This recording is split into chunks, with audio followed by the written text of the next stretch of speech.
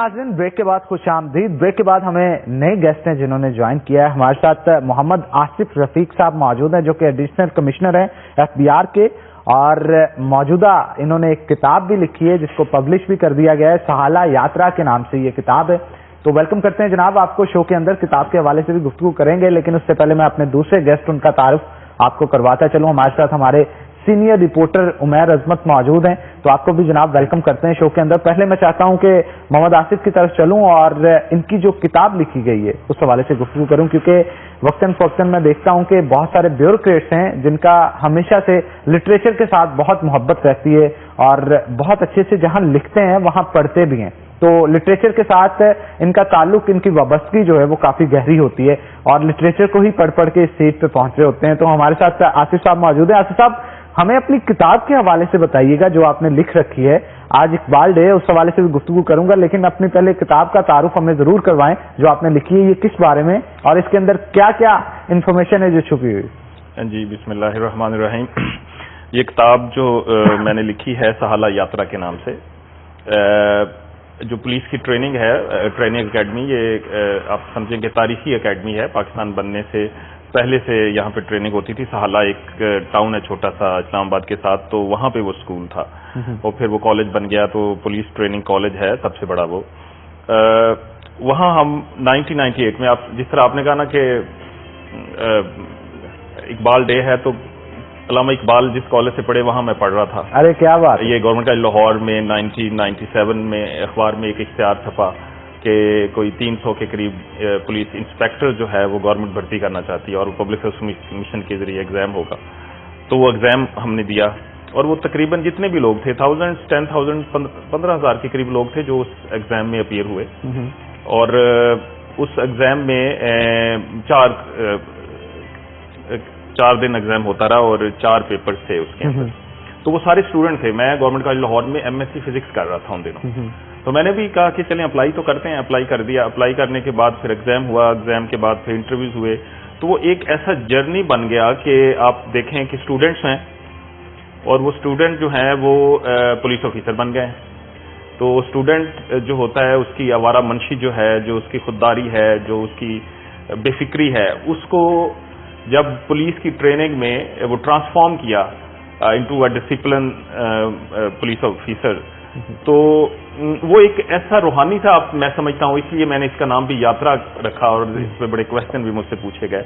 ये मुझे लगता है कि एक स्पिरिचुअल सा जर्नी बन गया कि वो जो लोग थे जो एक मिशन के जरिए आए थे वो ट्रेडिशनल नहीं थे। वो जो अब पुलिस के बारे में आप सोचते हैं कि पुलिस वाले ऐसे हैं, पुलिस वाले ऐसे हैं, ये ऐसा कुछ नहीं था। ये बिल्कुल एक नई दुनिया थी, एक मुतजाद था बिल्कुल। और ये किताब उसी सफर को ये बयान करती है कि कैसे वो जब वो एक बहुत बड़ा पुलिस कमीशन का वो छपा एडवर्टाइजमेंट, तो उसके बारे में हमारा क्या रिस्पांस था। हमें लगता था कि ये हम इसमें कैसे ट्राई करेंगे।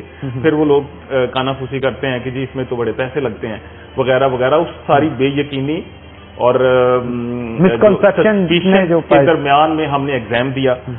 और I am proud of that कि भाई वो जो पूरा सिस्टम था वो टोटल ट्रांसपेरेंट था। वो टोटल ट्रांसपेरेंट था।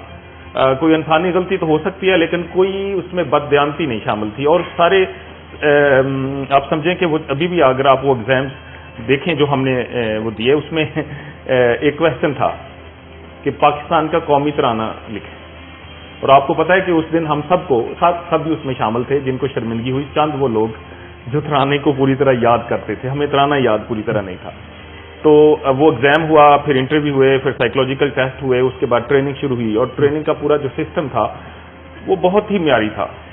अब पाकिस्तान आर्मी के तावन से वो पूरी की पूरी ट्रेनिंग जो थी वो प्लान हुई और फिर मनसूबाबंदी के बाद उस पर वो जब सारा वो जो प्रोसेस था ना, वो एक यूनिक प्रोसेस था। उस सारे प्रोसेस को, और वो जो नौजवान थे जो 300 के करीब थे, जिनके नारे जो थे वो हौसलों वाले थे, जिनकी हरकत बेफिक्री वाली थी, मगर उधर वहीं वो जो जब आपको शिकंजे में बांधा जाता है और आपको ट्रेन किया जाता है, तो वो सारे सिस्टम और सारे माहौल को मैंने इस किताब में बंद किया है। अच्छा, मुझे ये बताएं कि कोई एक हसीन वाकया जो उस दौर का आपको याद हो जो हमारे साथ शेयर करना चाहें। बड़े उसमें बड़े हसीन اور بڑے خوبصورت واقعات ہیں. کئی ایسی چیز ہے, مثال کے طور پہ میں آپ کو بتاؤں کہ ایک چھوٹی سی بات ہے جو اب بھی ہم سارے استعمال کرتے ہیں. چونکہ اسٹوڈنٹس تھے سارے, بہت سارے لوگ زرعی یونیورسٹی سے گئے ہوئے تھے, بہت سارے لوگ قائد اعظم یونیورسٹی سے گئے ہوئے تھے, تو وہ نا جب بھی کوئی بات ہوتی تھی, کوئی بھی بات ہوتی تھی, جب وہ نیگیٹو ہوتی تھی, پازیٹو ہوتی تھی, اس کا کوئی مطلب ہوتا یا تھا یا نہیں ہوتا تھا, تو نعرہ لگتا تھا بڑی گیم ہے. اور وہ جو نعرہ بڑی گیم تھا وہ آج تک لگتا ہے. اور اب آپ دیکھیں نا کہ اگر نیگیٹو ٹرم میں آپ بات کریں تو جو جس کو کہا جا رہا ہے اس کو سمجھ نہیں آ رہی کہ یہ کہا کیا جا رہا ہے, لیکن یہ پنجابی میں بھی یہ لفظ پنجابی میں یوز کیا یار بڑی گیم. بڑی گیم. اچھا, ایک اور اس میں بڑی امپورٹنٹ چیز ہے, یہ میں سمجھتا ہوں کہ مجھ سے سوال کیا گیا, میں RPO صاحب سے ملا ان کو کتاب دینے کے لیے, تو انہوں نے مجھے کہا کہ یار پولیس والے والی کتاب لکھتی ہے. میں کہ نو سر, آپ اس کو پڑھیں. یہ رفت صاحب کی بات کر رہے ہیں, وہ سوال بہت کرتے ہیں. یہ جو ہے کتاب ایکچولی یہ ایک ادب کا حصہ بھی ہے. آپ اس کو پڑھیں گے, اگر آپ اس کتاب کو پڑھنے کے بعد سوچنے پہ مجبور نہ ہوں اور اپنے رائے چینج نہ کریں پولیس کے بارے میں, تو شاید کتاب کا مقصد فوت ہو جاتا ہے. بالکل. یہ ایکچولی یہ پوری کی پوری, ایک تو میری ایسوسیشن تھی, میں نے 7.5 سال پولیس کے ساتھ کام کیا, اور یعنی اس کتاب میں تھانہ کلچر سے ہٹ کے ایک پولیس مین کی کیا ہے بیسیکلی ہے, تو یہ ٹریننگ کے بارے میں, لیکن ٹریننگ سے پہلے پولیس کے بارے میں آپ کو بتاؤں کہ GC میں جب میں سلیکٹ ہو گیا, اور میں ٹریننگ پہ جانے سے پہلے, وہ آپ کو پتا ہے یونیفارم آپ پہنی ہو تو آپ کو دکھاوے کا بڑا شوق ہوتا ہے, تھوڑے تھوڑے آپ شودی حرکتیں کرتے ہیں, بغیر وجہ کے یونیفارم دکھاتے ہیں, تو میں بھی گورنمنٹ کالج چلا گیا. وہ ذرا اینگری ینگ مین کا اسٹیٹس آ جاتا ہے نا تھوڑا سا, آپ نے بتانا ہوتا ہے نا کہ میں میں پولیس چیز بن گیا, پولیس کی بھرتی ہو گیا.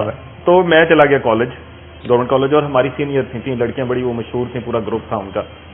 تو میں تو شوخی مارنے گیا تھا, تو میں پروفیسروں سے ملا کے بڑی اپریسیشن حاصل کر کے جب میں واپس کونے پہ پہنچا, تو سائنس بلاک جو گورنمنٹ کالج کا ہے وہ بالکل ناصر باغ کے سامنے ہے. بالکل بالکل ایسے ہی. تو وہاں پہ انہوں نے کہا واہ تم بھی چلڑ بن گئے ہو. اور دیٹ واز دا ٹائم کہ میری وہ جو ساری کی شوخی اور جو میں اپنے سب چیزیں ساتھ لے کے گیا تھا, وہ میں بالکل زمین بوس ہو گیا. فروٹ کور بنا دیا بالکل. اچھا, اب اس میں اگر آپ اس کتاب کو پڑھیں گے تو آپ نوکری ملنے کے ثمرات کے نام سے میں نے ایک مضمون لکھا ہوا ہے. آپ پولیس میں آ جاتے ہیں, جاب آپ کی شروع ہونے سے پہلے, اب وہ جو حجام ہے, جو باربر شاپ ہیں, وہ آپ کو فری سروسز آفر کرنا شروع ہو جاتے ہیں. دکاندار جو ہیں وہ آپ کو ویسے جی سر, وہ کوشش کرتے ہیں کہ آپ انہیں پہچاننا شروع ہو جائیں. تو یہ اس میں نے وہ بتایا کہ ہماری سوسائٹی کا پولیس کے بارے میں کیا کنڈکٹ ہے اور کیوں ہے, کیوں ہم ایکسٹرا اہمیت دینا شروع ہو جاتے ہیں, کیونکہ اس کے ساتھ جڑی ہوئی کوئی چیزیں ہیں جو ہمارے معاشرے کی کمزوریوں کو سامنے لے کے آتی ہیں. تو یہ بھی میں نے اس بک کے اندر جو ہے وہ بیان کیا ہے. آپ سمجھیں کہ ایک جو عام لیمن ہے, ایک عام اسٹوڈنٹ ہے, اس نے پولیس کو کیسے دیکھا, کیسے اس نے پولیس کے بارے میں لوگوں کی غلط فہمیوں کو محسوس کیا, اور محسوس کرنے کے بعد کیسے اس نے جب اس نے یونیفارم پہنی تو اس نے اس پہ کیسے ریفلیکٹ کیا. چلیں جی, اس کے اوپر مزید گفتگو کریں گے, ان سٹوریز کے حوالے سے بریفلی آپ سے انفارمیشن لیں گے, لیکن ایک چھوٹی سی بریک کے بعد. تو ناظرین ایک بریک لیں گے, بریک کے بعد دوبارہ حاضر ہوتے ہیں, کہیں مت جائیے گا, ہمارے ساتھ رہیے گا.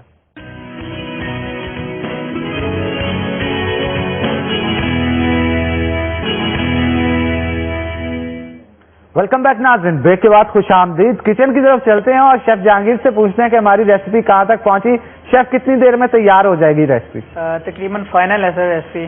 تقریباً فائنل ہے. اور آپ نے اسٹیک جو ہے اسے تیار کر لیا ہے؟ جی بالکل تیار. جو ہماری ویجز تھیں وہ بوائل ہو گئی ہیں؟ جی جی بالکل. اور کتنی دیر لگے گی؟ تقریباً 5 سے 7 منٹ میں ریڈی ہو جائیں گی, پریزنٹ ہو جائے گا. جی جی جی. چلیں جی, 5 سے 7 منٹ کے اندر اندر اسے پریزنٹ کر دیا جائے گا, اور ہم اپنی آڈینس کو دکھائیں گے کہ آج جو اسٹیک تیار کیا جا رہا ہے اسے کس طرح کا بنایا ہے. اور جیسے ہی شو ختم ہوگا ہم ٹیسٹ کر کے بھی کل لازمی آپ کو بتائیں گے کہ شیف نے آج اسٹیک کیسا تیار کیا. لیکن عمیر, خوشبو سے تو بہت زبردست چیز لگ رہی ہے, اروما جو جس طرح سے پھیلا ہوا ہے نا ہمارے اسٹوڈیو میں, کیا کہیں گے. کھانوں کے بہت سارے لوگ شوقین ہوتے ہیں, पंजाबी और ऊपर से फैसलाबादी इस हवाले से काफी बरीक होते हैं। जी हनान, अगर हम फैसलाबादी लोगों की बात करें तो खानों के तो काफी हद तक शौकीन होते हैं, और जहां तक आपने खुशबू की बात की तो वाकई ये जैसे ही हम लोग स्टूडियो में एंटर हुए हैं तो ये जो धीमी धीमी खाने की खुशबू थी, गो कि अभी उस वक्त बनना स्टार्ट हुआ तो तब से ही उसने हमें अपनी जानिब खींचना शुरू कर दिया। अच्छा, इकबाल भी अगर देखें तो वो मैंगो बहुत पसंद करते थे, और डॉक्टर ने जब मना किया था कि जस्ट एक आप खा सकते हैं रोजाना का, तो तब भी उन्होंने एक बड़ा सारा मंगवा रखा था। खाने के शौकीन लोग होते हैं और ये खुदा की नेमत होती है, और इस नेमत से इस्तेफादा जो है वो करना चाहिए, लेकिन उतना जिससे आपको नुकसान ना पहुंचे। आप ज्यादा खाना खाएंगे तो फिर बहुत सारी बीमारियां जो है वो आपके अंदर प्रॉब्लम क्रिएट करना शुरू कर देंगी। हम आसिफ साहब भी मौजूद हैं, इनसे भी पूछते हैं, जनाब आपको खाने में क्या पसंद है? मुझे जो आप कह रहे हैं ये बड़ा अच्छा हेल्दी खाना है। वेजिटेबल्स बहुत मुझे पसंद है। कौन कौन सी वेजिटेबल्स पसंद है? घर में भाभी को सबसे ज्यादा फरमाइश किस चीज की करते हैं आप? मैं खुद अच्छा खाना बना लेता हूँ। अरे क्या बात है, हमारे साथ एक ऑफिसर और एक अच्छा कुक इकट्ठे बैठे हैं। खाना मैं बना लेता हूँ खुद। मुझे ये भिंडियाँ बहुत पसंद है। भिंडियों में गोश्त डालते हैं? गोश्त डालें। कौन सा गोश्त डालते हैं भिंडियों में? अगर मटन डालें तो फिर क्या बात है, क्या बात है। भिंडियाँ पसंद है। फिर सारी वेजिटेबल्स, अब जैसे आजकल आज के सीजन में मिक्स वेजिटेबल्स हैं। भिंडिया बनाना भी तो कोई जानता है। वो चीज आ जाती है ना, तो आप उन कोई में शामिल है मेरे ख्याल। मैं बिल्कुल अच्छा खाना बना लेता हूँ। मॉडर्न खाने नहीं आते, लेकिन जैसे ये स्टेक देसी खाने जो अपने अच्छा देसी खानों में भी लज्जत जो छुपी हुई है। बहुत सारे अब लोग, एक होता है ट्रेडिशन सेट हो जाता है, कल्चर जो होता है लोग उसे पसंद करते हैं। हमारा कल्चर बहुत रिच था, लेकिन वो रिप्रेजेंट नहीं किया जा रहा था फॉरेनर्स के आगे। अब बहुत सारे फॉरेनर्स जब यहाँ पे आते हैं चिकन कढ़ाई खाते हैं। गुज़श्ता दिनों में अल्दी और खुबैब हमारे शो में आए थे, फॉरेनर थे, टूरिस्ट थे, और उन्होंने भी ये कहा, ऐलान किया उन्होंने बाकायदा तौर पे कि आप भी पाकिस्तान के अंदर आए और यहाँ की जो ट्रेडिशनल डिशेज हैं जिसके अंदर उनको चिकन कढ़ाई बहुत पसंद थी। अब इसी तरह की हमारी बहुत सारी और भी डिशेज हैं, कबाब हैं, टिक्के हैं, बारबेक्यू है, और इसके अलावा बहुत सारी चीजें हैं जो हमारी डिशें अगर फॉरेनर्स आके यहाँ पे खाएं तो इस कल्चर को काफी हद तक प्रमोट किया जा सकता है। आप क्या कहेंगे इस सवाल? आप यूके में जाएं, मुझे काफी दफा जाने का वहाँ पे इत्तेफाक हुआ है। आप वहाँ पे जो हमारे रेस्टोरेंट हैं, देसी रेस्टोरेंट हैं, वहाँ पे इतना रश होता है और ज्यादा गोरे होते हैं, और करी के वो स्पाइसेस को बड़ा पसंद करते हैं, करी को पसंद करते हैं। हमारे यहाँ थोड़ा सा जो अब तो खैर हम काफी ज्यादा हमारी कौम में ये शऊर आना शुरू हो गया कि जो अनहेल्दी चीजें वो निकाल रहे। जैसे हम एक्स्ट्रा ऑयल इस्तेमाल करते थे वो अब कम होना शुरू हो गया। लोग कॉन्शियस हो गए हैं हेल्थ की वजह से। और जो हमारे खाने हैं वो खाने अगर आप उनको जैसे स्पाइसेस को मैनेज कर लें उस तरह ना करें। आप देखें ना, कुछ घरों में बहुत ज्यादा मिर्चें और नमक डाला जाता है, बहुत ज्यादा स्पाइसेस होती हैं, कुछ घरों में कम डाला जाता है। तो उसको आप अपनी हेल्थ के साथ अगर समझ के बनाएं तो हमारे खाने बेहतरीन खाने हैं, शायद यही खाने हैं। दुनिया में आप कहीं जाएं तो जैसे वो गोरे खाते हैं, वो ब्रेड खाते हैं, तो हम तो ब्रेड के बाद फिर रोटी भी खाते हैं। बिल्कुल ऐसे ही है। मतलब हमारे यहाँ पे खुश खुराक भी हैं और इसके साथ साथ लज्जत, टेस्ट जो है ना, उस हवाले से लोग बड़े कॉन्शियस हैं। यानी घर में अगर खाना अच्छा ना बने तो बीवी की अच्छी से खिंचाई भी हो जाती है। और अगर आप खुद कुक हो, अच्छा भाभी जब कुछ ऐसा तैयार कर लेती है जिसका टेस्ट आपको पसंद नहीं आता तो किस तरह से पेश आते हैं आप? मैं खाने के बारे में जब टेस्ट पसंद ना हो तो मैं बहुत ज्यादा माइंड नहीं करता। देखिए आजकल आपके पास ऑप्शंस है ना। पहले ये होता था जब जो लोग इन चीजों को माइंड करते थे कि खाना आप प्रिजर्व नहीं कर सकते थे, आप उनको संभाल नहीं सकते थे। अब तो आप फ्रिज में देखें तो कुछ ना कुछ एक्स्ट्रा पड़ा ही होता है। तो मैं खाने को नापसंद करने के हक में नहीं हूं कि आप कहें कि जी खाना इसमें अब ये ज्यादा कम।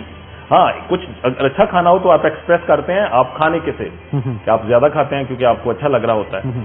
लेकिन अगर अच्छा उस तरह ना बना हो जिस तरह आप चाहते हैं, वो एक मशहूर शेर है ना कि ऐसा नहीं कि आदमी अच्छा नहीं है वो, ऐसा नहीं कि आदमी अच्छा नहीं है वो, जैसा हमारा ख्वाब था वैसा नहीं है वो।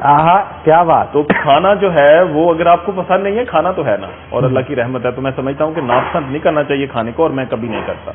हाँ, आप अपनी क्वांटिटी डिक्रीज इंक्रीज करके अपना एक्सप्रेशन कर देते हैं कि ये बहुत मजेदार। अच्छा, टेस्ट बर्ड्स भी होते हैं ना इंसान के, और वो उसको सिताते हैं। हाँ।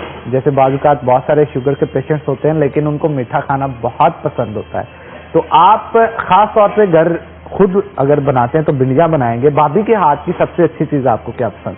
یہ جس طرح یہ اسٹیکس ہیں یہ یا جو ماڈرن کھانے ہیں جیسے سوپ ہے، میں سوپ نہیں بنا پاتا، وہ سوپ بہت اچھا بناتی ہے، یا جو یعنی بھابھی آپ سے اچھی شیف ہے؟ صاحب ڈیفینیٹلی وہ تو ایک اسکل ہے نا جو آپ میں نے وہ سیکھا ہے مجبوری میں. اچھا ویسے ابھی آپ کہہ رہے تھے کہ میں کھانے کی اگر اچھا نہیں بنا تو زیادہ کچھ نہیں کہتا، یہ بھابھی کے ڈر سے تو نہیں کہہ رہے آپ؟ مطلب انہوں نے اگر اچھا نہیں بنایا، اگر آپ کہیں گے کہ میں یہ کہہ دیتا ہوں اسے، میں یہ کر دیتا ہوں، تو گھر میں جا کے کھچائی ہوگی آپ کی؟ نہیں ایسا نہیں ہوتا. کھچائی والے اصل میں نا یہ اس کے بارے میں بھی جنرلی ہم اچھی ٹرم استعمال کرتے کہ میاں بیوی کھچائی کر رہے ہیں. اٹس اے ریسپیکٹ، بیسیکلی آپ کی میوچل ریسپیکٹ ہوتی ہے، آپ ایک دوسرے کی ریسپیکٹ کر رہے ہوتے ہیں. بعض اوقات کافی مجروح ہو جاتی ہے وہ میوچل ریسپیکٹ جو ہوتی ہے. میرے ایک ٹیچر ہیں، اللہ ان کو صحت تندرستی سے بڑا میں ان سے انسپائر ہوں. گورنمنٹ کالج لاہور میں تھے میرے ٹیچر نا. تو ایک دن میں ان کے پاس بیٹھا تھا اور ہی واز ٹاکنگ ٹو اپنی وائف سے، وہ بات کر رہے تھے، اور وہ بھابھی بھی جو تھیں وہ بھی پروفیسر تھیں. تو نا ان کو لگا کہ وہ ذرا سبمسو بات چیت کر رہے ہیں. تو جب فون ختم کیا نا تو انہوں نے مجھے کہا کہ بیٹا آپ یہ مت سمجھنا کہ میں آپ کی آنٹی سے ڈرتا ہوں. میں ڈرتا نہیں ہوں، میں پرنسپلی ان کی بات مان لیتا ہوں. تو میں بھی سمجھتا ہوں کہ یہ ڈرنے والی بات نہیں ہے، یہ احترام. آپ ویسے بعض اوقات کچھ لوگوں کا یہ کہنا ہوتا ہے کہ مہذب انداز میں یہ اپنی ڈومیننس کو کم کیا جاتا ہے اس طریقے سے، آپ کیا کہیں گے اس حوالے؟ کس کیا مجھے میں سمجھ ڈومیننس ایک ہوتا ہے نا، مرد کی ڈومیننس ہوتی ہے گھر کے اندر، باتوں کے اندر، ہر چیز کے اندر، کہ یہ کیا جائے گا وہ کیا جائے گا. جیسے آپ کہہ رہے ہیں کہ میں ڈرتا نہیں ہوں، آپ کے استاد بتا رہے تھے میں ایک مہذب انداز میں بات ہوں، تو میں نے یہی کہا تھا کہ ڈومیننس جو ہے اسے کم کر دیا جاتا ہے مہذب گفتگو کا نام دے کے. کچھ اس طرح کا تو نہیں میں نا اس میں جو کلچرل چینج ہماری سوسائٹی میں آئی ہے، آپ یہ دیکھیے گا کہ وہ قومیں جنہوں نے ترقی کی ہے، جن قوموں نے بھی ترقی کی ہے، تو انہوں نے انکلوسیو یعنی خواتین جینڈر انکلوسیو کی ہے، یعنی میل اور فیمیل دونوں اگر ترقی میں کام کرتے ہیں. جیسے ہماری گاؤں ہے، میں گاؤں کا رہنے والا ہوں، تو وہاں خواتین 100% کام کرتی ہیں. یہ نہیں ہے کہ وہ کام نہیں کرتی، لیکن ہم اس کو کسی گنتی میں نہیں رکھتے، اور وہ کام بھی کریں اور ساتھ ہم پھر ان کو روب بھی جمائیں. تو وہ جو پہلا زمانہ تھا نا، وہ میں اسے زمانہ جاہلیت کہتا ہوں، جس میں آپ ایک دوسرے پہ روب جماتے تھے. وہ روب جمانے والی بات اب وہ ویسی نہیں ہے. ایک تو یہ ہے کہ شعور آ گیا. اب ہمارا مذہب جو ہے، مذہب میں سب سے زیادہ یہ کہا گیا ہے، روب بھی دو طرح کا ہوتا ہے نا. ایک تو دبدبا ہوتا ہے کہ گھر میں شوہر آ جائے، بھائی آ جائے، باپ آ جائے، تو ایک اس کا گھر میں ایک انوائرمنٹ ہوتا ہے نا، ہمارا کلچر کچھ ایسا ہے. اور ایک روب ہوتا ہے کہ بلا وجہ جا کے جھڑکے مارنا شروع کر دیں، بیوی کو ڈانٹنا شروع کر دیں، بہن کی کھچائی کرنا شروع کر دیں، ماں جی کے ساتھ بدتمیزی. وہ ایک الگ انوائرمنٹ ہوتا ہے. ایک تہذیب کے ساتھ اگر ہم بات کریں، ہمارا جو کلچر ہے، ہماری جو تہذیب ہے، میں روب کی حوالے سے گفتگو اس حساب سے کر رہا ہوں کہ وہ روب ایک بڑا زبردست ہوتا ہے. مطلب باپ گھر کے اندر داخل ہوا، چنی بیٹی نے اپنے سر پہ، جو ایلڈر کے طور پہ ایلڈرز کی رسپیکٹ ہوتی ہے، جو ایک ڈومیننس ہوتی ہے. دادا گھر کے اندر اگر آپ کے موجود ہیں، نانا موجود ہیں، ان کے گھر میں داخل ہونے سے ایک مطلب بچے اگر چاہے مگوئیاں بھی کر رہے ہیں، اونچی آواز میں بات بھی کر رہے ہیں، ان کے آنے سے رک جاتے ہیں. ایک ادب کا، ایک احترام کا جو ہے وہ منظر وہاں پہ دیکھنے کو ملتا ہے. آپ کیا کہیں گے اس حوالے سے؟ جی صحیح، جو بھی آج کل کم ہوتا چلا جائے. یہ تو خیر اب ہم نے ماڈرن ہو گئے، تو ہم نے کہا کہ یہ ادب بھی شاید اس کو بھی ہم اسی ماڈرنائزیشن کے نشانے پہ لے آئے. مگر میں اب بھی اپنی ماں سے ڈرتا ہوں. اب بھی اس کی سمپل سی وجہ ہے کہ آپ کے گھر میں جو فادرلی فگرز ہوتے ہیں، ماں اور باپ، ان کا جو کردار ہے وہ ایک ایسا کردار ہے جس کے بغیر آپ زندگی کا تصور نہیں کر سکتے. اچھا، یہ ڈر بڑا خوبصورت ڈر ہوتا ہے.